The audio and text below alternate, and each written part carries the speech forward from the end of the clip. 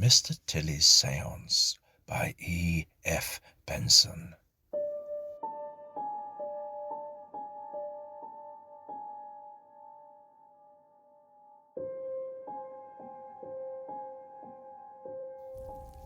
Mr. Tilly had only the briefest moment for reflection when, as he slipped and fell on the greasy wood pavement at Hyde Park Corner, which he had been crossing at quite a trot, he saw the huge traction engine with its grooved ponderous wheels towering high above him. "Oh dear," he said petulantly. "It will certainly crush me quite flat, and I shan't be able to be at Mrs. Cumberbatch's séance. Most provoking." The words were hardly out of his mouth when the first half of his horrid anticipations was thoroughly fulfilled.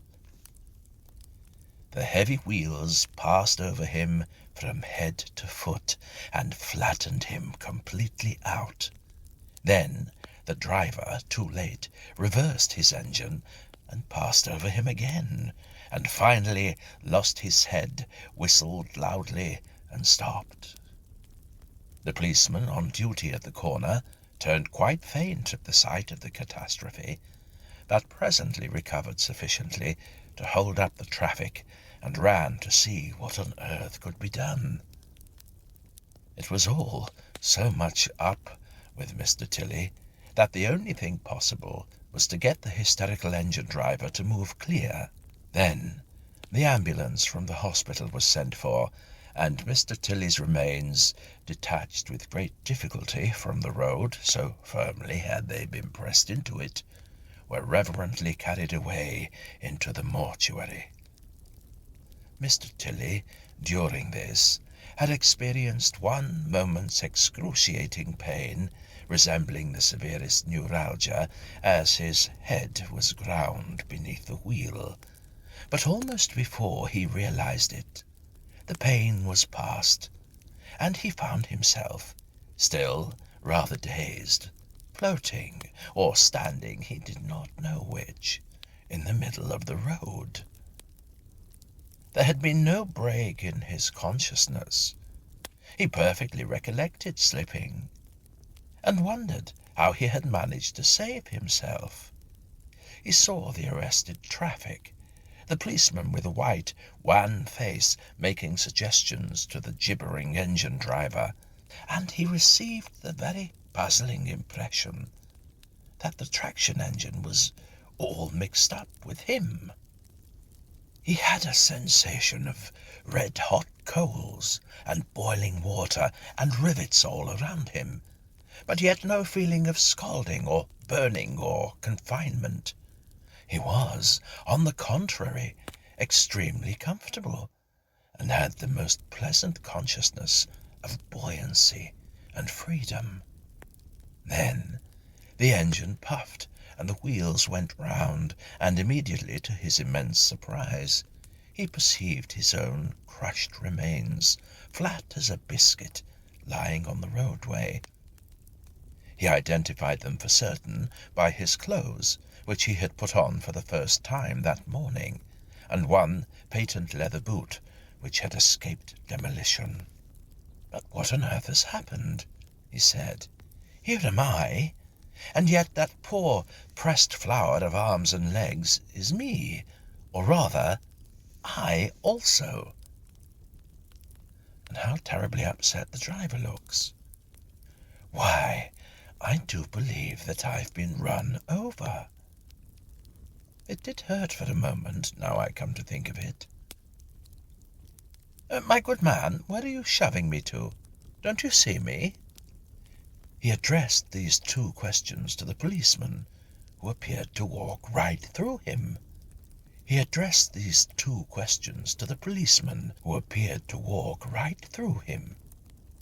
But the man took no notice, and calmly came out on the other side. It was quite evident that he did not see him or apprehend him in any way. Mr. Tilly was still rather at sea amid these unusual occurrences, and there began to steal into his mind a glimpse of the fact which was so obvious to the crowd, which had formed an interesting but respectful ring round his body. Men stood with bared heads. Women screamed and looked away, and looked back again. "I really believe I'm dead," said he. "That's the only hypothesis which will cover the facts. But I must feel more certain of it before I do anything. Ah, here they come with the ambulance to look at me. I must be terribly hurt, and yet I don't feel hurt. I should feel hurt, surely, if I was hurt. I must be dead." Certainly, it seemed the only thing for him to be, but he was far from realizing it yet. A lane had been made through the crowd for the stretcher-bearers, and he found himself wincing when they began to detach him from the road. "Oh, do take care," he said. "That's the sciatic nerve protruding there, surely, isn't it?" "Ow!" "Oh, no, it didn't hurt after all. My new clothes, too. I put them on today for the first time. What bad luck. Now you're holding my leg upside down. Of course, all my money comes out of my trouser pocket. Oh, there's my ticket for the séance. I must have that. I may use it after all." He tweaked it out of the fingers of the man who had picked it up, and laughed to see the expression of amazement on his face as the card suddenly vanished. That gave him something fresh to think about, and he pondered for a moment over some fresh touch of association set up by it. "I have it," he thought. "It is clear that the moment I came into connection with that card, it became invisible. I'm invisible myself, of course, to the grosser sense, and everything I hold becomes invisible. Most interesting. That accounts for the sudden appearance of small objects at a séance. The spirit has been holding them, and as long as he holds them, they're invisible. Then he lets go, and there's the flower or the spirit photograph on the table. It accounts, too, for the sudden disappearances of such objects. The spirit has taken them, though the scoffers say the medium has secreted them about his person. It is true that when searched he sometimes appears to have done so, but after all, that may be a joke on the part of the spirit. Now what am I to do with myself? Let me see. There's the clock. It's just 10:30. All this has happened in a few minutes, for it was 10:15 when I left my house. 10:30. Now, what does that mean exactly? I used to know what it meant, but now it seems nonsense. 10 what? Hours, is it? What's an hour? This was very puzzling. He felt that he used to know what an hour and a minute meant, but the perception of that, naturally enough, had ceased with emergence from time and space into eternity. The conception of time was like some memory which, refusing to record itself on the consciousness, lies perdu in some dark corner of the brain, laughing at the efforts of the owner to ferret it out. While he still interrogated his mind, he found that space as well as time had quite similarly grown obsolete for him, for he caught sight of his friend, Miss Ida Soulsby, who he knew was to be present at the séance for which he was bound, hurrying with bird-like steps down the pavement opposite. Forgetting for the moment that he was a disembodied spirit, he made the effort of will which in his past human existence would have set his legs in pursuit of her, and found that the effort of will alone was enough to place him at her side. "My dear Miss Soulsby," he said, "I was on my way to Mrs. Cumberbatch's house when I was knocked down and killed. It was far from unpleasant, a moment's headache." So far his natural volubility had carried him, before he recollected that he was invisible and inaudible to those still closed in by the muddy vesture of decay, and stopped short. But though it was clear that what he said was inaudible to Miss Soulsby's rather large, intelligent-looking ears. It seemed that some consciousness of his presence was conveyed to her finer sense, for she suddenly looked startled. A flush rose to her face, and he heard her murmur, "Very odd. I wonder why I received an impression so vividly of dear Teddy." That gave Mr. Tilly a pleasant shock.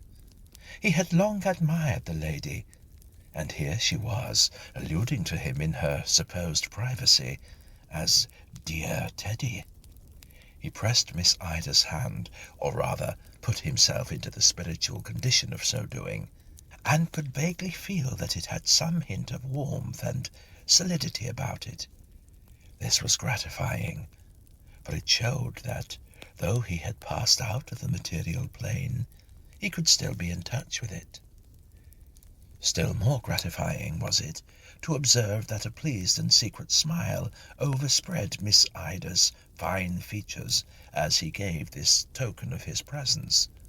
Perhaps she only smiled at her own thoughts, but in any case it was he who had inspired them. Encouraged by this, he indulged in a slightly more intimate token of affection, and permitted himself a respectful salute, and saw that he had gone too far, for she said to herself, "Hush, hush," and quickened her pace, as if to leave those amorous thoughts behind. He felt that he was just beginning to adjust himself to the new conditions in which he would now live, or, at any rate, was getting some sort of inkling as to what they were. Time existed no more for him, nor yet did space, since the wish to be at Miss Ida's side had instantly transported him there, and with a view to testing this farther, he wished himself back in his flat. As swiftly as the change of scene in a cinematograph show, he found himself there, and perceived that the news of his death must have reached his servants, for his cook and parlour-maid, with excited faces, were talking over the event. "Poor little gentleman," said his cook. "It seems a shame, it does. He never hurt a fly. And to think of one of those great engines laying him out flat. I hope they take him to the cemetery from the hospital. I could never bear a corpse in the house." The great strapping parlour-maid tossed her head. "Well, I'm not sure it doesn't serve him right," she observed. "Always messing about with spirits, he was. The knockings and the concertinas was awful, sometimes when I've been laying out supper in the dining-room. Now perhaps he'll come to himself and visit the rest of the loonies. But I'm sorry all the same. A less troublesome little gentleman never stepped. Always pleasant, too, and the wages paid to the day." These regretful comments and encomiums were something of a shock to Mr. Tilly. He had imagined that his excellent servants regarded him with a respectful affection, as befitted some sort of demigod, and the role of the poor little gentleman was not at all to his mind. This revelation of their true estimate of him, although what they thought of him could no longer have the smallest significance, irritated him profoundly. "I've never heard such impertinence," he said, so he thought, quite out loud, and still intensely earthbound, was astonished to see that they had no perception whatever of his presence. He raised his voice, replete with extreme irony, and addressed his cook. "You may reserve your criticism on my character for your saucepans," he said. "They will no doubt appreciate them. As regards the arrangements for my funeral, I have already provided for them in my will, and do not propose to consult your convenience at present." "Lor," said Mrs. Inglis, "I declare I can almost hear his voice, poor little fellow. Husky it was, as if he would do better by clearing his throat. I suppose I'd best be making a black bow to my cap. His lawyers and what not will be here presently." Mr. Tilly had no sympathy with this suggestion. He was immensely conscious of being quite alive, and the idea of his servants behaving as if he were dead, especially after the way in which they had spoken about him, was very vexing. He wanted to give them some striking evidence of his presence and his activity, and he banged his head angrily on the dining-room table, from which the breakfast equipage had not yet been cleared. 3 tremendous blows he gave it, and was rejoiced to see that his parlour-maid looked quite startled. Mrs. Inglis's face remained perfectly placid. "Why, if I didn't hear a sort of rapping sound," said Miss Tulton. "Where did it come from?" "Nonsense, you've got the jumps, dear," said Mrs. Inglis, picking up a remaining rasher of bacon on a fork and putting it into her capacious mouth.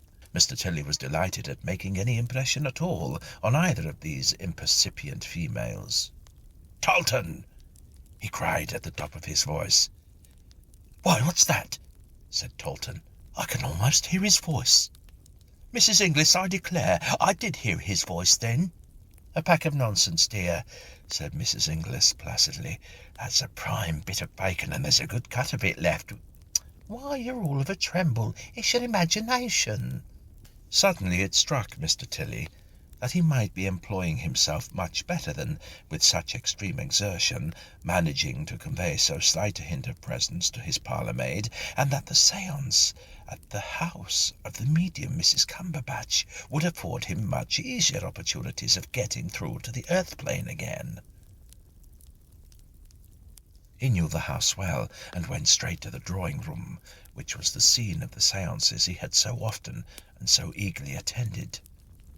Mrs. Cumberbatch, who had a long, spoon-shaped face, had already pulled down the blinds, leaving the room in total darkness, except for the glimmer of the night-light which, under a shade of ruby glass, stood on the chimney-piece in front of the coloured photograph of Cardinal Newman. Round the table were seated Miss Ida Soulsby, Mr. and Mrs. Marriott, who paid their guineas at least twice a week in order to consult their spiritual guide Abibel, and received mysterious advice about their indigestion and investments, and Sir John Place, who was much interested in learning the details of his previous incarnation as a Chaldean priest, completed the circle. His guide, who resealed to him his sacerdotal career, was playfully called Mespot. Naturally, many other spirits visited them, for Miss Soulsby had no less than 3 guides in her spiritual household: Sapphire, Semiramis, and Sweet William, while Napoleon and Plato were not infrequent guests. Cardinal Newman, too, was a great favourite, and they encouraged his presence by the singing in unison of "Lead, Kindly Light." He could hardly ever resist that. Mr. Tilly observed with pleasure that there was a vacant seat by the table, which no doubt had been placed there for him. As he entered, Mrs. Cumberbatch peered at her watch. 11 o'clock already," she said, "and Mr. Tilly is not here yet. I wonder what can have kept him. What shall we do, dear friends? Abibel gets very impatient sometimes if we keep him waiting." Mr. and Mrs. Marriott were getting impatient too, for he terribly wanted to ask about Mexican oils, and she had a very vexing heartburn. "And Mespot doesn't like waiting either," said Sir John, jealous for the prestige of his protector, "not to mention Sweet William." Miss Soulsby gave a little silvery laugh. "Oh, but my Sweet William's so good and kind," she said. "Besides, I have a feeling, quite a psychic feeling, Mrs. Cumberbatch, that Mr. Tilly is very close." "So I am," said Mr. Tilly. "Indeed, as I walked here," continued Miss Soulsby, "I felt that Mr. Tilly was somewhere quite close to me. Dear me, what's that?" Mr. Tilly was so delighted at being sensed that he could not resist giving a tremendous rap on the table. In a sort of pleased applause, Mrs. Cumberbatch heard it too. "I'm sure that's Abibel come to tell us that he is ready," she said. "I know Abibel's knock. A little patience, Abibel. Let's give Mr. Tilly 3 minutes more, and then begin. Perhaps if we put up the blinds, Abibel will understand we haven't yet begun." This was done, and Miss Soulsby glided to the window in order to make known Mr. Tilly's approach, for he always came along the opposite pavement and crossed over by the little island in the river of traffic. There was evidently some lately published news, for the readers of early editions were busy, and she caught sight of one of the advertisement boards bearing in large letters of a terrible accident at Hyde Park Corner. She drew in her breath with a hissing sound and turned away, unwilling to have her psychic tranquillity upset by the intrusion of painful incidents. But Mr. Tilly, who had followed her to the window and saw what she had seen, could hardly restrain a spiritual whoop of exultation. "Why, it's all about me," he said. "Such large letters, too. Very gratifying. Subsequent editions will no doubt contain my name." He gave another loud rap to call attention to himself, and Mrs. Cumberbatch, sitting down in her antique chair, which had once belonged to Madame Blavatsky, again heard. "Well, if that isn't Abibel again," she said. "Be quiet, naughty. Perhaps we had better begin." She recited the usual invocation to guides and angels, and leaned back in her chair. Presently she began to twitch and mutter, and shortly afterwards, with several loud snorts, relapsed into cataleptic immobility. There she lay, stiff as a poker, a port of call, so to speak, for any voyaging intelligence. Mr. Tilly awaited their coming. How gratifying if Napoleon, with whom he had so often talked, recognized him and said, "Pleased to see you, Mr. Tilly. I perceive you have joined us." The room was dark, apart from the ruby-shaded lamp in front of Cardinal Newman, but to Mr. Tilly's emancipated perceptions, the withdrawal of mere material light made no difference, and he idly wondered why it was generally supposed that disembodied spirits like himself produced their most powerful effects in the dark. He could not imagine the reason for that, and, what puzzled him still more, there was not, to his spiritual perception, any sign of those colleagues of his, for so he might now call them, who usually attended Mrs. Cumberbatch's séances in such gratifying numbers. Though she had been moaning and muttering for a long time now, Mr. Tilly was in no way conscious of the presence of Abibel and Sweet William and Sapphire and Napoleon.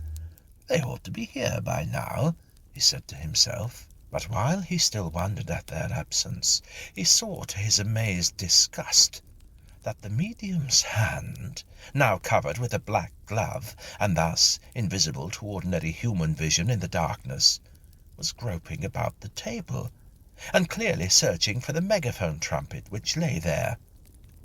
He found that he could read her mind with the same ease, though far less satisfaction, as he had read Miss Ida's half an hour ago, and knew that she was intending to apply the trumpet to her own mouth, pretend to be Abibel or Semiramis or somebody, whereas she affirmed that she never touched the trumpet herself.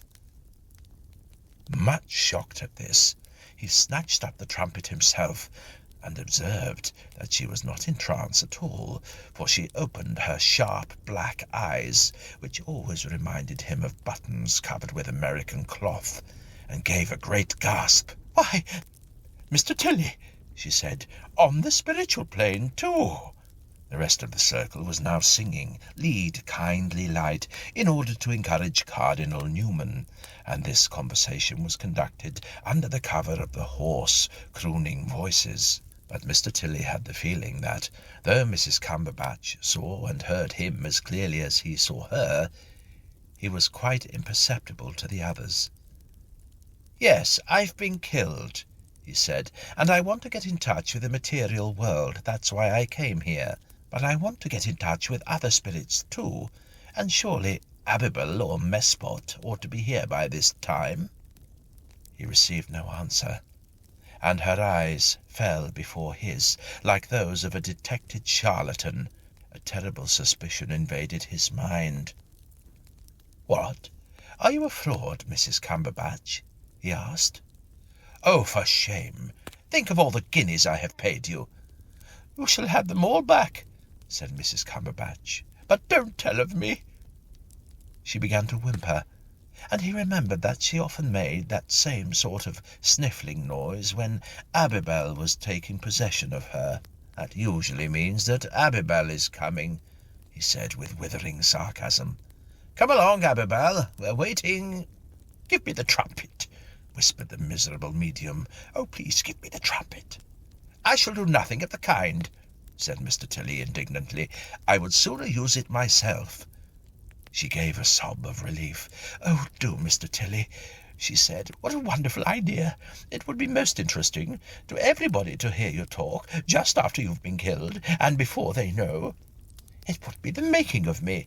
And I'm not a fraud, at least not altogether. I do have spiritual perception sometimes. Spirits do communicate through me, and when they won't come through, it's a dreadful temptation to a poor woman to supplement them by human agency. And how could I be seeing and hearing you now, and be able to talk to you so pleasantly, I'm sure, if I hadn't supernormal powers? You've been killed, so you assure me, and yet I can see you and hear you quite plainly. Where did it happen, may I ask, if it's not a painful subject?" "Hyde Park Corner, half an hour ago," said Mr. Tilly. "No, it only hurt for a moment, thanks. But about your other suggestion." While the third verse of Lead, Kindly Light was going on, Mr. Tilly applied his mind to this difficult situation. It was quite true that if Mrs. Cumberbatch had no power of communication with the unseen, she could not possibly have seen him. But she evidently had, and had heard him too, for their conversation had certainly been conducted on the spirit plane with perfect lucidity. Naturally, now that he was a genuine spirit, he did not want to be mixed up in fraudulent mediumship, for he felt that such a thing would seriously compromise him on the other side, where probably it was widely known that Mrs. Cumberbatch was a person to be avoided. But on the other hand, having so soon found a medium through whom he could communicate with his friends, it was hard to take a moral high view, and say that he would have nothing whatever to do with her. "I don't know if I should trust you," he said. "I shouldn't have a moment's peace if I thought that you would be sending all sorts of bogus messages from me to the circle, which I wasn't responsible for at all. You've done it with Abibel and Mespot.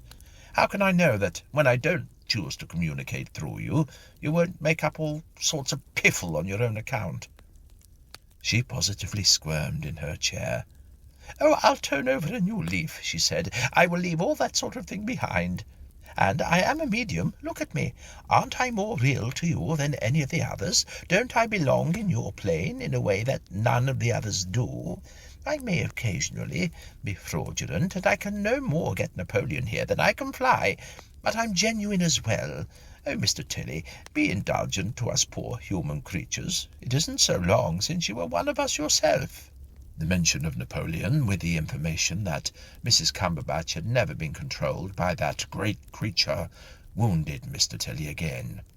Often, in this darkened room, he had held long colloquies with him, and Napoleon had given him most interesting details of his life on St. Helena, which, so Mr. Tilly had found, were often borne out by Lord Rosebery's pleasant volume, The Last Phase. But now the whole thing wore a more sinister aspect, and suspicion as solidly as certainty bumped against his mind. "Confess," he said, "where did you get all that Napoleon talk from? You told us you had never read Lord Rosebery's book, and allowed us to look through your library to see that it wasn't there. Be honest for once, Mrs. Cumberbatch." She suppressed a sob. "I will," she said. "The book was there all the time. I put it into an old cover called Elegant Extracts. But I'm not wholly a fraud. We're talking together. You're a spirit and I a mortal female. They can't hear us talk, but only you. Look at me, and you'll see.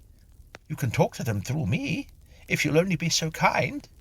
I don't often get in touch with a genuine spirit like yourself." Mr. Tilly glanced at the other sitters, and then back to the medium, who, to keep the others interested, was making weird, gurgling noises like an undervitalized siphon. Certainly she was far clearer to him than were the others, and her argument that she was able to see and hear him had great weight. And then a new and curious perception came to him. Her mind seemed spread out before him like a pool of slightly muddy water, and he figured himself as standing on a header-board above it, perfectly able, if he chose to immerse himself in it. The objection to doing so was its muddiness, its materiality. The reason for doing so was that he felt that then he would be able to be heard by the others, possibly to be seen by them.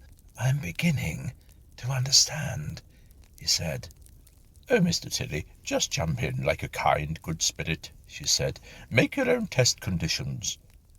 Put your hand over my mouth to make sure that I'm not speaking, and keep hold of the trumpet."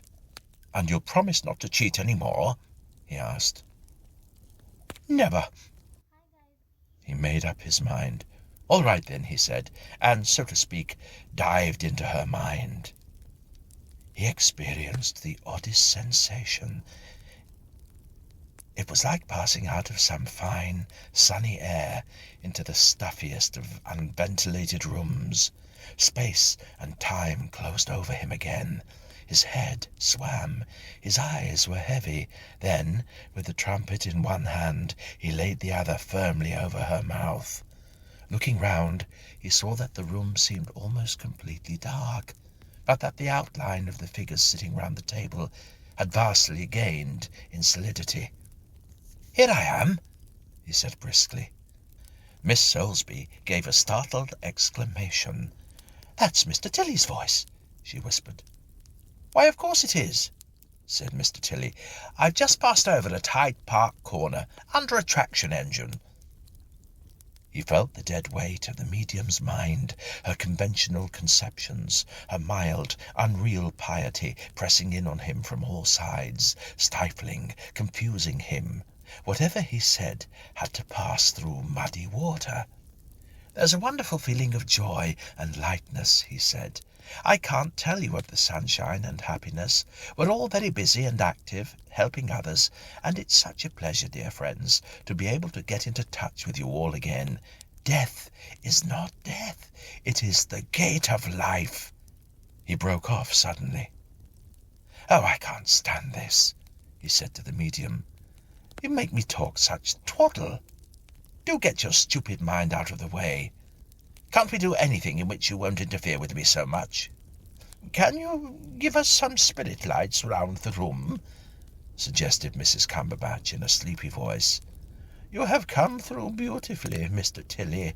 It's too dear of you. You sure you haven't arranged some phosphorescent patches already?" asked Mr. Tilly suspiciously. "Yes, there are one or two up near the chimney-piece," said Mrs. Cumberbatch, but none anywhere else. Dear Mr. Tilly, I swear there are not. Just give us a nice star with long rays on the ceiling." Mr. Tilly was the most good-natured of men, always willing to help an unattractive female in distress, and, whispering to her, "I shall require the phosphorescent patches to be given into my hands after the séance," he proceeded, by the mere effort of his imagination, to light a beautiful big star with red and violet rays on the ceiling.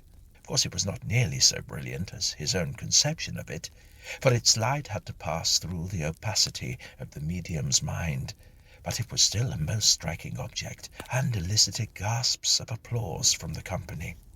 To enhance the effect of it, he intoned a few pretty lines about a star by Adelaide Ann Proctor, whose poems had always seemed to him to emanate from the topmost peak of Parnassus. "Oh, thank you, Mr. Tilly," whispered the medium. "It was lovely. Would a photograph of it be permitted on some future occasion, if you would be so kind as to reproduce it again?" "Oh, I don't know," said Mr. Tilly irritably. "I want to get out. I'm very hot and uncomfortable, and it's all so cheap." "Cheap?" ejaculated Mrs. Cumberbatch. "Why, there's not a medium in London whose future wouldn't be made by a real genuine star like that, say twice a week.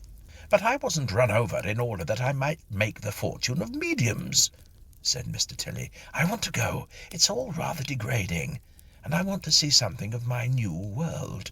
I don't know what it's like yet." "Mr. Tilly," said she, "you told us lovely things about how busy and happy you were, No, I didn't. It was you who said that. At least it was you who put it into my head." Even as he wished, he found himself emerging from the dull waters of Mrs. Cumberbatch's mind. "There's the whole new world waiting for me," he said. "I must go and see it. I'll come back and tell you, for it must be full of marvelous revelations." Suddenly, he felt the hopelessness of it. There was that thick fluid of materiality to pierce, and as it dripped off him again, he began to see that nothing of that fine, rare quality of life which he had just begun to experience could penetrate these opacities. That was why, perhaps, all that thus came across from the spirit world was so stupid, so banal. They, of whom he was now one, could tap on furniture, could light stars, could abound with commonplace, could read as in a book the mind of the medium or sitters, but nothing more. They had to pass into the region of gross perceptions in order to be seen of blind eyes and be heard of deaf ears. Mrs. Cumberbatch stirred. "The power is failing," she said in a deep voice, which Mr. Tilly felt was meant to imitate his own. "I must leave you now, dear friends." He felt much exasperated. "The power isn't failing," he shouted. "It wasn't I who said that. Besides, I have got to see if it's true. Goodbye. Don't cheat any more." He dropped his card of admittance to the séance on the table and heard the murmurs of excitement as he floated off. The Psychical Research Society sent investigators to take independent evidence from all those present, but were inclined to attribute the occurrence to a subtle mixture of thought transference and unconscious visual impression when they heard that Miss Soulsby had a few minutes previously seen a newsboard in the street outside recording the accident at Hyde Park Corner. This explanation was rather elaborate, for it postulated that Miss Soulsby, thinking of Mr. Tilly's non-arrival, had combined that with the accident at Hyde Park Corner, and had probably, though unconsciously, seen the name of the victim on another newsboard, and had transferred the whole thing telepathically to the mind of the medium. As for the star on the ceiling, though they could not account for it, they certainly found remains of phosphorescent paint on the panels of the wall above the chimney-piece, and came to the conclusion that the star had been produced by some similar contrivance. So they rejected the whole thing, which was a pity, since, for once, the phenomena were absolutely genuine. Miss Soulsby continued to be a constant attendant at Mrs. Cumberbatch's séances, but never experienced the presence of Mr. Tilly again. On that, the reader may put any interpretation he pleases. It looks to me, somewhat, as if he had found something else to do. But he had emerged too far, and perceived that nobody except the medium heard him. "Oh, don't be vexed, Mr. Tilly," she said. "That's only a formula, but you're leaving us very soon. Not time for just one more materialization? They are so more convincing than anything to most inquirers." "Not one," said he. "You don't understand how stifling it is even to speak through you, and to make stars. But I'll come back as soon as I find there's anything new that I can get through to you. What's the use of my repeating all that stale stuff about being busy and happy? They've been told that often enough already."